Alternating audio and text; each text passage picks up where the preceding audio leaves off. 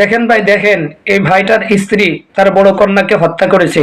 এরপরেও সে তার ওই স্ত্রীর ফাঁসি চায় না, সে ওই স্ত্রী নিয়ে সংসার করতে চায়। আসুন পুরো ঘটনাটা এই ভাইয়ের কাছ থেকে শুনি। শীতের দিনে বাতাস যাতে কম ঢুকে এই জন্য আমি একটা গরু ঘরে পর্দা দিছি। তো এইটা গরুতে প্রসাব করে ভিজিয়ে ফেলাইছে, ওরা একদম তাজা প্রসাব, মানে পানিটা দেখা যায়।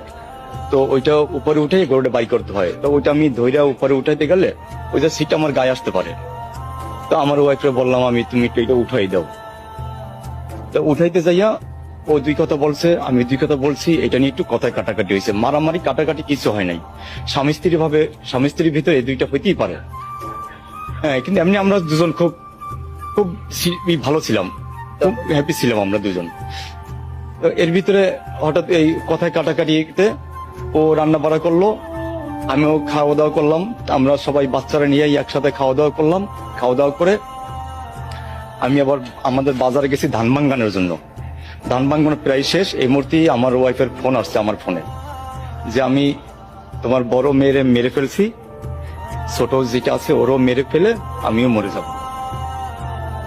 তো তখন আমাদের বাড়িতে যে আমার স্বাস্থ্য ভাবিরা আছে বা ভাইরা আছে, ওদের কারো ফোন আমার কাছে ছিল না, ফোন নাম্বার ছিল না আমার এই সেটে।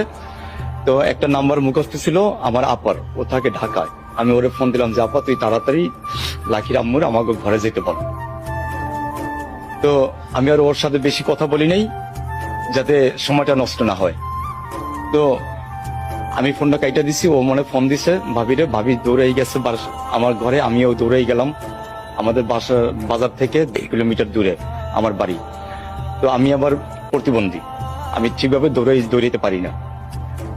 তো যতটুকু পারি আমি দৌড়াইতে গেলাম, যাইয়া দেখি আমার মেয়েটা নাই, আমার বড় মেয়েটা নাই, ও মারা গেছে। বা গলা টিপ দিছে, আমি ঠিকভাবে করতে পারতেছি না।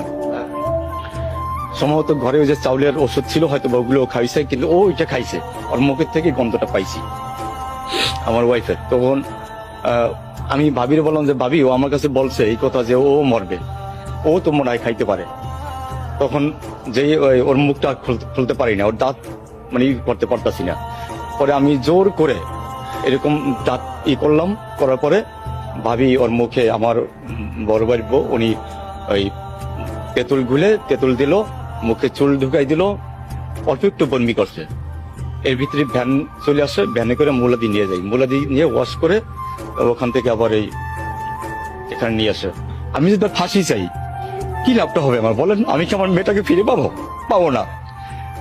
আরেকটা যে ছোট মেয়ে আছে, আর জীবনটা নষ্ট হয়ে যাবে।